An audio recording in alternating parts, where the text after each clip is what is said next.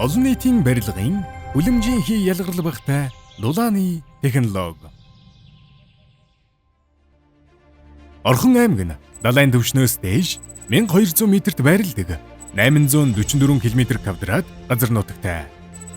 Ус аймгийн Эрдэнэт хот нь 30,349 өрөх, 109,783 хүн амтай. Нийт иргэдийн 53 орчим хувь нь орчин үеийн тохилог орон сууцнд амьдардаг. Аймгийн 24 сургуульд нийт 26,940 суралцагчид суралцаж, 39 цэцэрлэгт 8,907 хүүхэд сургуулийн өмнөх боловсрол эзэмшиж байна.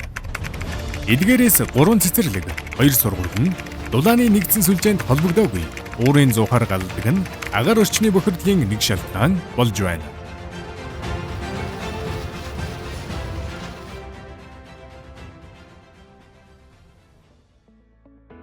Байгаль орчин уур амьсгалын өөрчлөлтийн яам Орхон аймгийн засаг даргын тамгын газар нэгдсэн үндэсний байгууллагын хүүхдийн сан хамтран Тус аймгийн 28 дугаар цэцэрлэг Яргуут багийн барилгын дулааны хангамжид хүлэмжийн хий ялгарл багтай халаалтын технологи нэвтрүүлэх төслийг хэрэгжүүллээ.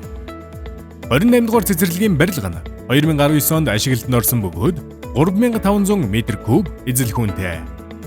Харин Яргуут багийн барилга нь 2023 онд ашиглалтанд орсон 3397 м3 эзэл хүнтэй.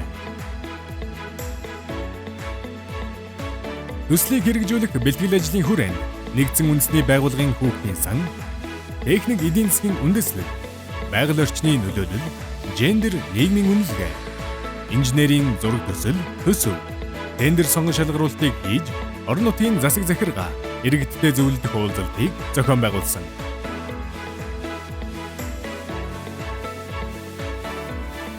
2025 онд Орхон аймгийн засаг даргын тамгын газар нэгдсэн үндэсний байгууллагын хүүхдийн сан төслийг хэрэгжүүлэгч Smart Energy Group компани ахалсан баг хамтран ажиллаж, газрын гүний хөрс ус дулааны насос, агаар ус дулааны насос, нарны вакуум коллектор, нарны захилгаан үүсгэр бүхий 4 төрлийн сэргээгдэх эрчим хүчний технологи хосолсон халаалтын системийг суурилуулсан. Газрын гүний хөрс ус дулааны насос нь 120 м-ийн газрын гүнээс нам потенциалтай дулааныг авч, дулааны насосоор дамжуулан 60 градус хүртэлх дулааныг үйлдвэрлэж, барилгын халаалтад өгдөг. Тус барилгуудын дулаан хангамжид 80 кВт-ийн 3 ширхэг дулааны насосыг суурилуулад байна. Агаар ус дулааны насос нь гадны агаарын температурыг дулааны насост өгч, 65 хэм хүртэлх дулааныг үйлдвэрлэж, барилгын халаалтад өгдөг. Дулаан хангамжид хослуулан ажилуулахаар 30 кВт-ийн агаар ус дулааны насосыг суурилуулсан. Багийн төвийн барилгын дээврийн цаг ашиглан 29 ширхэг нарны вакуум коллектор суурилуулсан бөгөөд, коллектор тус бүр нь 25 ширхэг дулаан хоримтлуулах хоолоогоор дамжуулан 90 хэм хүртэлх дулааныг гаргаж, барилгын дулаан болон хэрэглээний халуун усны хангамжид өгч байна. Багийн төвийн хойд талын талбайг ашиглан 20 кВт-ийн нарны захилгаан үүсгэр бүхий машины зогсоолыг барьсан бөгөөд, тус зогсоолын дээвэр дээрх үүсгүрийн үйлдвэрлэсэн захилгаан эрчим хүчийг хөрс ус дулаан болон агаар ус дулааны насос, нарны вакуум коллекторын захилгаан эрчим хүчний хэрэглээнд ашиглаж байна. Түүнчлэн цэцэрлэг багийн төвийн барилгын захилгаан хангамжид зориулан суурилуулсан 160 кВт-ийн хүчин чадалтай трансформаторыг 250 кВт-ийн хүчин чадалтай трансформатороор сольж, дэд станцын өргөтгөлийн ажлыг гүйцэтгэлээ.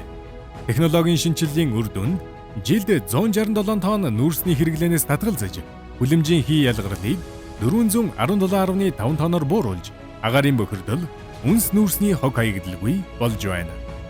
Эдийн засгийн өрөг өжийн хувьд жилийн нүүрсээр халаалтаа шийдсэнтэй харьцуулахад улс орон нутгийн төсвөөс 37.5 сая төгрөгийг хэмнэх тооцоо гарсан юм. Төслийн өрөг өжийг цэцэрлэгийн 188 хүүхэд, 37 багш ажилчид, Яргуут багийн 6306 иргэд, нийт орхончууд хүртэж байна.